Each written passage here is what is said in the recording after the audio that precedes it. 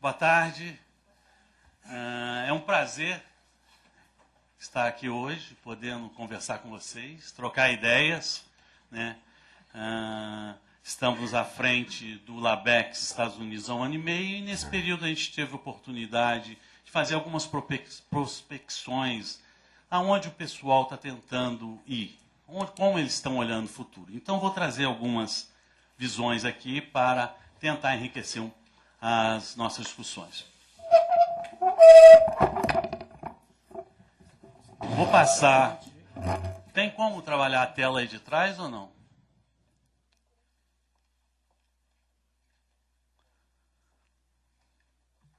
Porque aqui fica difícil a gente ficar. Vamos lá. Rapidamente, prioridades do LabEx. Tendências que nortearão a inovação na agricultura, né, como várias pessoas já contextualizaram bem isso daí, eu vou passar rapidamente, então com isso daí a gente ganha bastante tempo, né, Ladislau?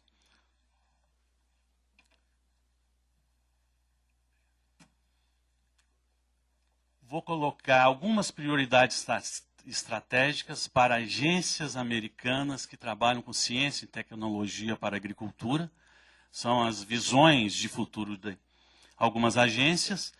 Alguns exemplos de P&D alinhados a essas prioridades. É importante, né, a gente, na hora que a gente está falando mudanças climáticas, o que está se fazendo? O que nós podemos fazer? Né? E algumas conclusões. Rapidamente, que é o LabEx, consolidando já a introdução do Portugal. Seria um laboratório virtual no exterior da Embrapa, é um instrumento de cooperação científica internacional em áreas e temas estratégicos. O LabEx busca reduzir o tempo e custos no desenvolvimento de pesquisa através do intercâmbio de pesquisadores experientes, com instituições de excelência em diferentes países e região. Então, nós estamos falando aqui do LabEx como um todo. Aqui o Ladislau já deu um rápido histórico, não ficarei muito tempo, mas começou há 15 anos atrás com o LabEx Estados Unidos. Esse ano completa 15 anos o LabEx, né? E logo em seguida, 5 anos depois, na Europa, em 2009 na Coreia, né, 2012 China, e esse ano acredito que está em fase de implementação o LabEx Japão. Né? É uma ideia, então, realmente que vingou Portugal e a gente vê que está tendo frutos. Os objetivos é monitorar o avanço científico e tecnológico em áreas estratégicas. Na realidade, nós estamos buscando oportunidades para colaboração na área científica, né? E para isso a gente precisa interagir com instituições e grupos de pesquisadores para estabelecer pesquisas colaborativas mutuamente vantajosas. Então, aqui a gente busca o interesse mútuo no que se faz no LabEx. Nesses 15 anos do LabEx, nós trabalhamos essas seguintes áreas prioritárias: alimentos seguros, nanotecnologia, recurso genético. Essas áreas que estão em azul são áreas que hoje a gente mantém a prioridade. No caso de recurso genético, desde o início do LabEx, até hoje a gente mantém prioridade como uma área específica do LabEx. Temos bioenergia, bioinformática, sanidade animal. Também foi aberta essa oportunidade de colaboração e nós estamos, né, vemos que é estratégico a gente manter essa área, estamos mantendo por mais tempo. Manejo florestal, né, aqui começamos um trabalho junto com o Forest Service, né, em floresta nativa, manejo de floresta nativa, ok?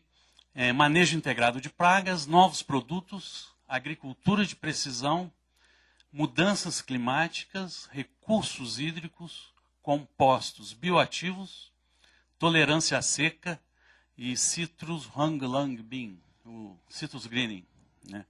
É uma doença importante tanto para o Brasil como para os Estados Unidos. Estamos unindo esforços para tentar atacar. Prioridades. Quando a gente fala essas áreas, atualmente nós temos 6 posições no LabEx Estados Unidos.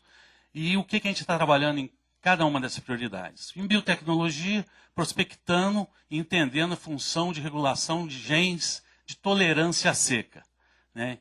Isso a gente começou trabalhando com planta modelo e já estamos trabalhando com soja e cana-de-açúcar. Okay? Com biotecnologia e nanotecnologia, o uso de DNA interferente no controle da transmissão do agente causador do cytosgreening, né? E compartimentalização de suas moléculas em nanopartículas visando a proteção e endereçamento dentro do corpo do inseto. Quer dizer, estamos trabalhando realmente uma nova visão para tentar cercar esse grande problema. Na questão de compostos bioativos, estamos trabalhando a prospecção de substâncias da biodiversidade, com propriedades anti-inflamatórias, atualmente trabalhando com frutas nativas, né? Biotecnologia e sanidade animal, estamos trabalhando na associação fenogenotípica para a resistência de parasitas gastrointestinais em ovinos, okay? Visando, logicamente, seleção genômica. Dentro de recursos genéticos animais, a gente trabalhou até então fortemente, desde a época do Luciano, em recursos genéticos vegetais, a primeira oportunidade que a gente tem de ter uma posição na BEX com recursos genéticos animais. Né? Estamos trabalhando na criopreservação e na organização das informações de recursos genéticos no sistema GRIN. No caso animal, já estamos mais evoluídos. A evolução desse componente animal no GRIN foi feita desde o início, de forma colaborativa com os Estados Unidos e Canadá, e já, esse ano já vamos começar a popular as bases de dados. Estamos na área de recursos naturais, começando uma colaboração com monitoramento de seca e uso da água, né, utilizando imagens térmicas de satélite e mapeamento de evapotranspiração. Okay? E agora eu vou passar rapidamente sobre várias questões que já foram muito bem colocadas, mas vou levantar algumas que eu acho importantes ainda aqui. Comentar. No caso da população mundial, não temos o que falar em termos de projeção, mas o crescimento da renda, né, vai aumentar, como já foi falado aqui, e afetará a composição da demanda. Então, isso é importante. Né? Aí nós vemos que vai haver uma demanda diferenciada para produtos agrícolas. Ontem mesmo, o ex-ministro Delfim Neto, no Valor Econômico, deu uma entrevista falando sobre essa questão de aumento da demanda de produtos proteicos na alimentação. Okay? Outras projeções, né, o uso de matérias-primas para a produção de biocombustíveis aumentar, já foi falado. Classificação de qualidade e segurança dos alimentos se tornarão abrangentes e rotineiras. Toda essa questão de certificação vai ser mais ampla. Eu acho importantíssimo o país que exporta bastante produto agrícola, alimento, a gente está sempre alinhado com essas visões, né, e essa tendência da certificação. Vamos ter maior produtividade agrícola, menor quantidade de água, limitações mais drásticas em pesquisas com animais. Isso a gente está vendo recentemente na Europa, com uma restrição maior ainda, então tem algumas tendências mais drásticas que vão, logicamente, aumentar esses desafios que a gente tem. Decréscimo na disponibilidade de mão de obra rural. Isso é uma visão, né, que está tendo também, certo? Com isso, logicamente, haverá necessidade de intensificação no uso dos sistemas mais automatizados, visando a produção integrada de alimentos, fibra, energia e aproveitamento total de resíduos. Né? Ali eu ponho alguns exemplos de alguns estudos, algumas frentes que a gente já vê nos Estados Unidos, que estão já trabalhando esses diversos temas que eu vou comentando. Né? Com isso tudo, né, temos nitidamente que vai ser necessário o aumento da produção das principais culturas, dos produtos pecuários, aquicultura, de forma geral. E temos estimativas aqui, nesse caso da FAO, que a produção agrícola precisará crescer em torno de 70% globalmente, okay, em 2050, e quase 100% dos países de desenvolvimento. Okay? Isso realmente é um desafio muito grande. Já só falta 5?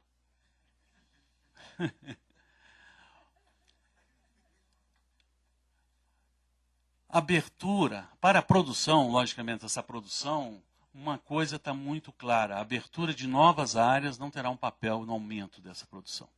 Ok? Áreas já abertas para a agricultura, então, vão ter que ser trabalhadas para dobrar essa produção. Aqui tem um estudo muito interessante do IRS, né, onde ele coloca muito claro aqui uma visão do aumento da produção na época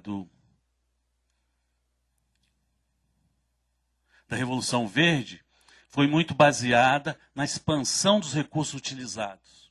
Okay? Quando a gente chega já mais perto das últimas 2 décadas, é um aumento da produtividade desses recursos que vem respondendo pelo aumento dessa produção. Isso é o que eles chamam de crescimento total da produtividade de fatores. Então, eu acredito que a tendência vai ser por aí.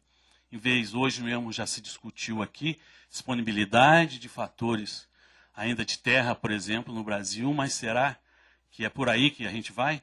Né?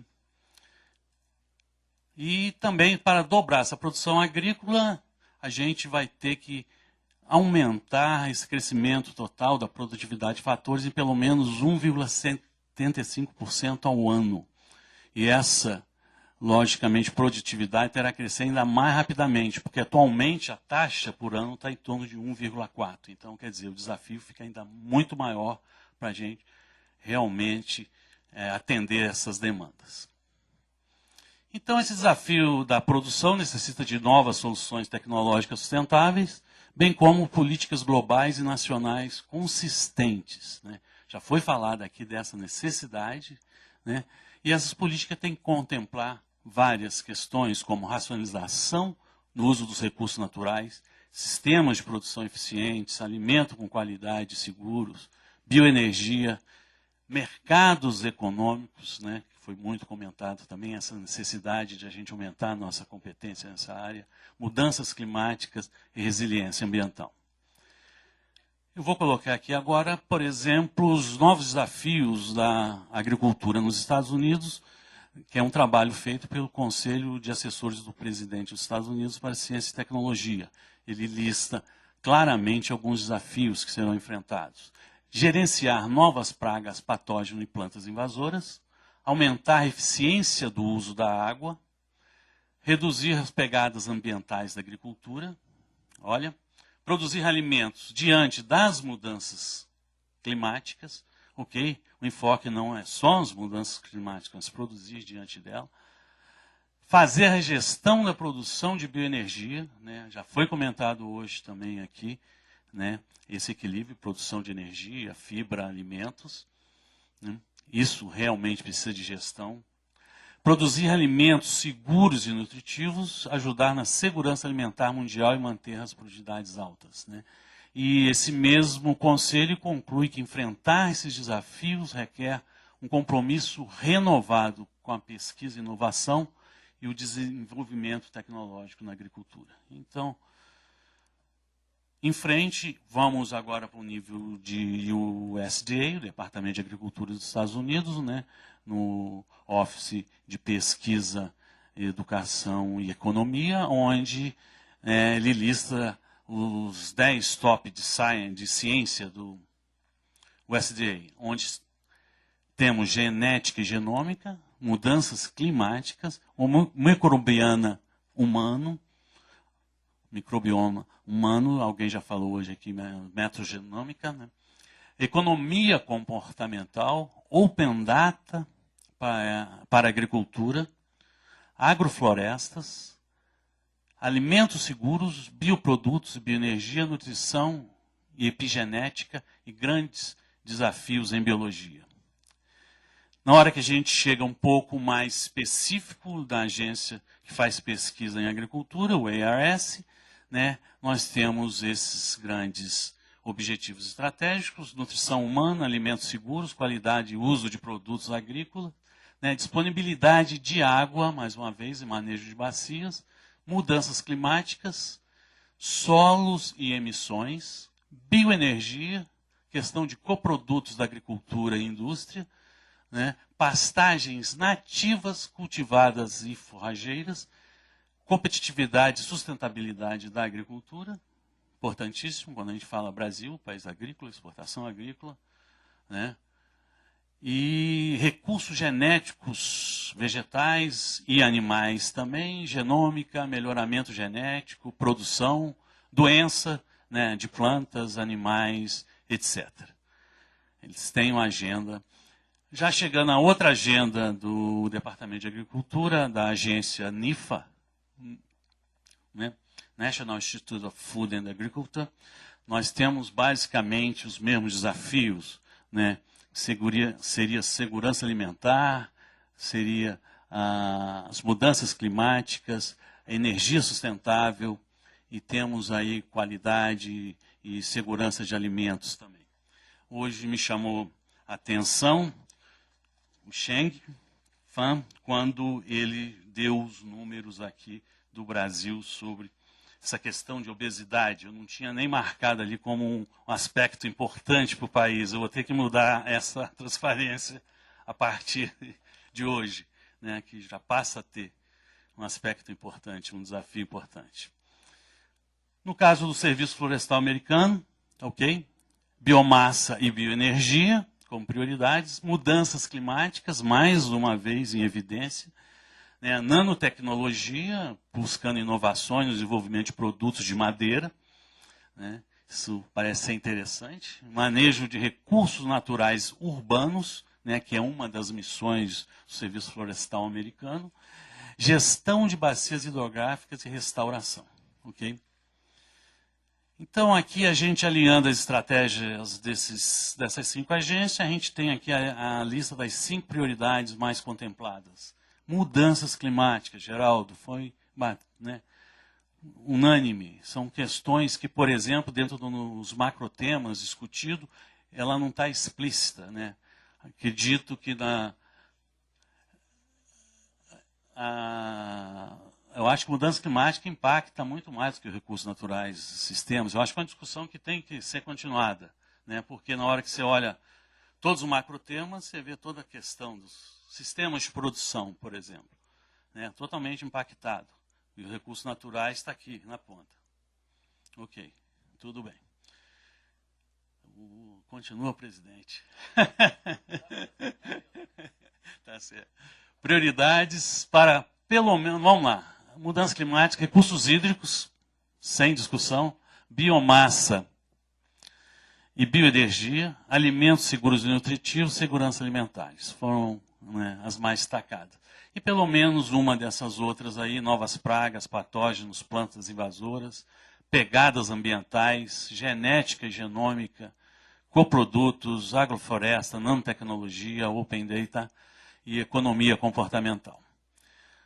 Ok, na hora que a gente pega os macrotemas, acredito que na hora que você vê, as discussões estão indo alinhadas, né? Na hora que você vê a visão que eles apresentam em termos de futuro, nas prioridades, já nos macrotemas a gente consegue visualizar. Mas na hora que a gente for abrir cada uma desses macrotemas, a gente tem que realmente priorizar, né, questões como eu destaquei aqui, a questão do clima, as mudanças climáticas, ok? Quando a gente está falando de forma muito ampla, mudanças climáticas, mas o que a gente vai fazer? O que eles estão fazendo, gente? Ok? Então aí a gente entra mais na necessidade de P&D, necessidade de pesquisa, de trabalhos que têm que ser desenvolvidos. Então vem algumas, né, norteamentos, como melhorar as projeções futuras do clima. Aqui não dá para a gente abrir muito, mas eu vou tentar dar alguns exemplos importantes.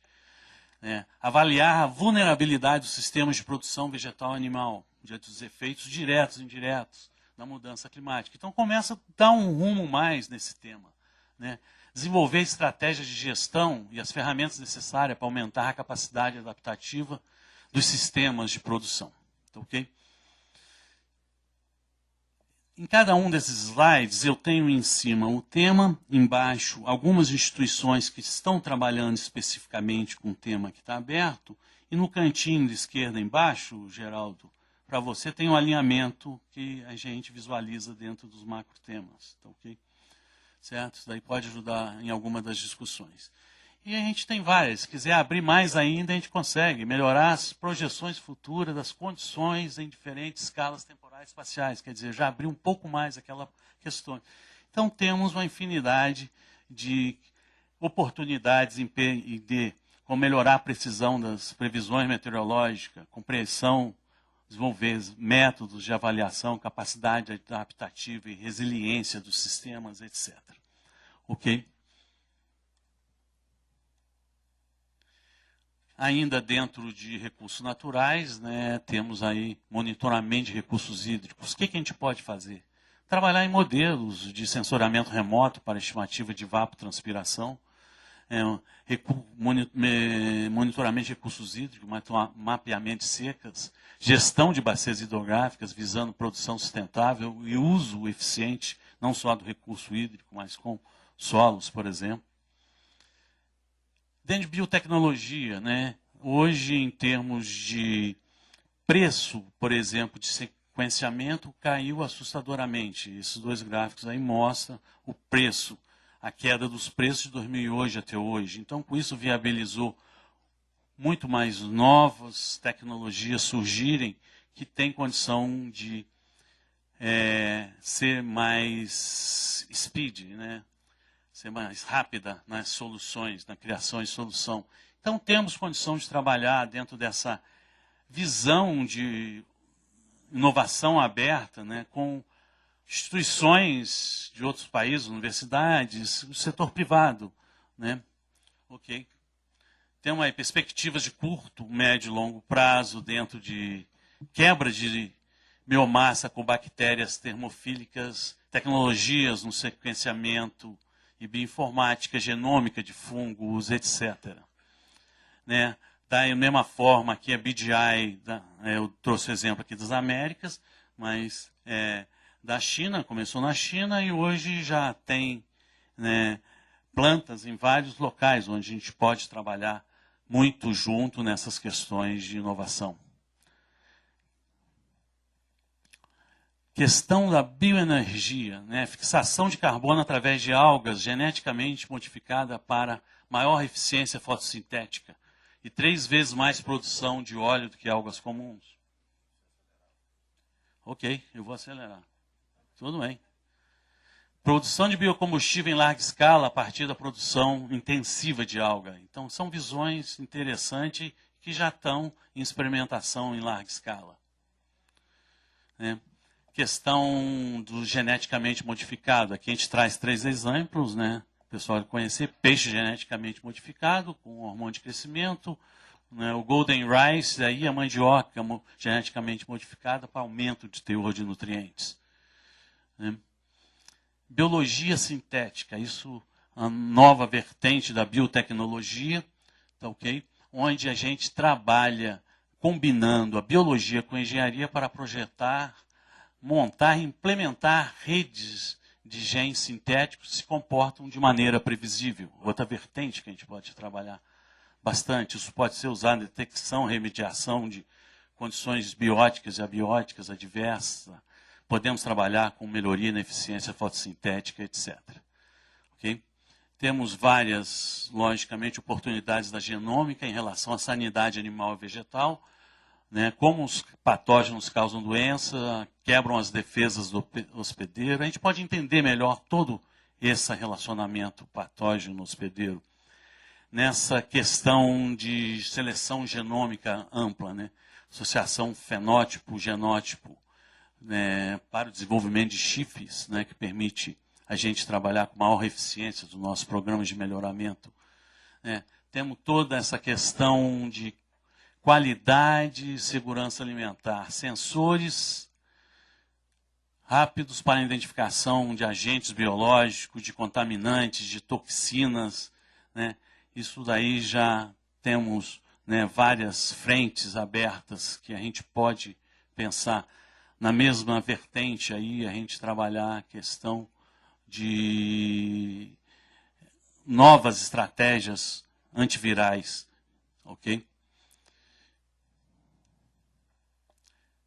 Questão também de controle biológico na sanidade animal, uso de Volbach, Wolbachia está sendo usado para controle de plasmódio em seus mosquitos, vetores, e é capaz de, essa probactéria é capaz de infectar muitas espécies, podendo ser utilizada, então, em uma ampla gama de perspectivas de curto e médio prazo aí, na automação e sensores, em várias frentes de características de qualidade de frutas, hortaliças, etc. Sistema de produção, temos uma infinidade. Quando a gente fala em sistema de produção, nós estamos falando em união de uma infinidade de oportunidades. Ok? Biomateriais e bioenergia. Alguém já falou muito hoje dessa questão de biomassa e biorefinaria. Temos grandes oportunidades aqui. E estamos trabalhando na frente de algumas, como óleo de pirólise, por exemplo. Toda a questão da prospecção de substância vindo da nossa biodiversidade. Olha o campo que a gente tem e o que estão se fazendo para poder a gente aproveitar isso em várias frentes de alimentos, cosméticos, etc., fármacos. Questão de se utilizar de coprodutos, também a gente agregar valor para características de compostos biologicamente ativos. Isso daí é outra frente também que se vem trabalhando. Aqui interessante na recuperação, processamento e uso de resíduos agrícolas. Uso de membranas permeáveis para capturar e reciclar gás de amônia dos resíduos de produção animal. Isso já é tecnologia desenvolvida. E tempo esgotado. Ok, muito obrigado. Temos faltam poucos slides, estou acabando. Essa questão, uma grande discussão institucional, o Big Data. Isso daí nós temos volumes hoje de informações imensas e temos que ver como a gente vai trabalhar, se inserir nessa discussão. São questões complexas, mas tem que se definir métodos, algoritmos, etc., desenvolver software que venha realmente lidar com imensidão de terabytes. Ok? E, logicamente, algumas visões de fazenda do futuro, que eu trago uma visão Altec, do setor privado lá dos Estados Unidos, onde ele coloca uma fazenda com integração da produção, certo? Uma integração mais horizontal, onde você tem várias produções no mesmo ambiente, com utilização total de resíduo, produção animal, vegetal, algas, energia, fibras, aquicultura, etc. Ok? Eu acho que, terminando, Portugal, o futuro da agricultura e da segurança alimentar está intimamente ligado às questões de mudanças climáticas. A produção, a produtividade agrícola precisarão de um crescimento mais acelerado em face dos aumentos previstos da população, respectiva renda, bem como a escassez de novas áreas e recursos naturais, como discutimos. Os desafios são inúmeros e muito mais complexos, exigindo em muito deles abordagens transdisciplinares, como já foi falado muito claramente, começando pelo Dr. Silvio, e vou dizer transinstitucionais. Falamos hoje de multidisciplinaridade. Hoje eu acredito que muitos desses desafios, se não forem resolvidos de forma obrigatória, através da união de várias instituições, temos pouca possibilidade de sucesso. Novas soluções desenvolvidas a partir de tecnologias com biotecnologia, nanotecnologia, são imperativas no desenvolvimento de soluções radicais para melhoria e eficiência dos diferentes sistemas produtivos e respectiva sustentabilidade. Isso é claro. E melhoria incremental dos sistemas de produção existentes deverá contemplar eficiência hídrica, balanço de carbono, incorporação de características existentes de tolerância a fatores bióticos e abióticos, e incorporação nas nossas cultivares de raça. Isso levando em consideração também algumas características nutritivas especiais. Tá, okay? Intensificação de automação, aproveitamento integrado de resíduos, eficiência energética com a geração e resiliência ambiental, entre outros. Grato pela atenção e desculpe passar o tempo.